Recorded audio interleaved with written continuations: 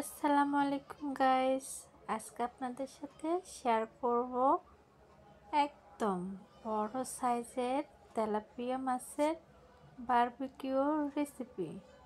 আমি এটা একদম সুন্দরভাবে কেটে পেটটাও ভালোভাবে কেটে নিয়েছি।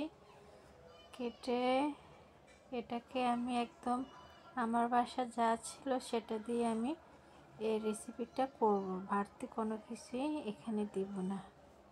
মাছটার মধ্যে আমি হলুদ এপিঠ আর ওপিঠ দোনো পিঠে হলুদ, মরিচ, লবণ এবং গরম মশলা ছিল।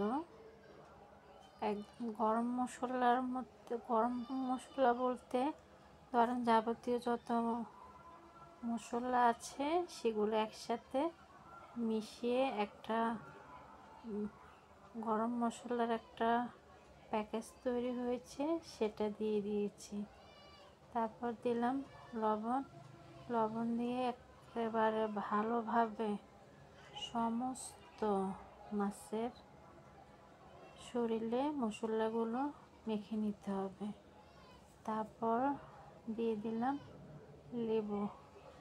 আমার রান্না সবসময় নর্মাল থাকে, আমার বাসায় যা থাকে আমি সেটা দিয়ে চেষ্টা করি খুবই মজাদার খাবার তৈরি করে খেতে।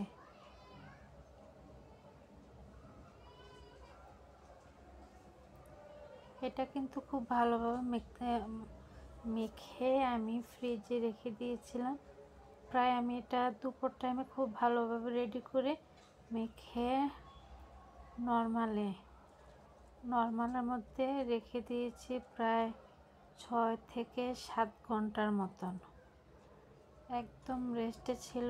আবার ফ্রিজের নর্মালে রেখেছিলাম 6 থেকে 7 ঘন্টার মতন। পরে ভেজে করে নিয়েছি।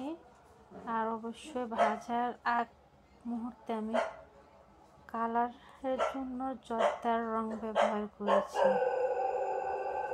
এটা কিন্তু আমি ভাজার জাস্ট আগ মুহূর্তে দিয়েছি, কারণ জর্দার রংটা ব্যবহার করে ফ্রিজে রেখে দিলে তখন কিন্তু তিতে হয়ে যাবে, তাই আমি ভাজার আগ মুহূর্তে এটা ব্যবহার করেছি। খুবই সুন্দরভাবে এটা ভাজা হয়েছে, খেতেও কিন্তু অনেক মজা হয়েছে।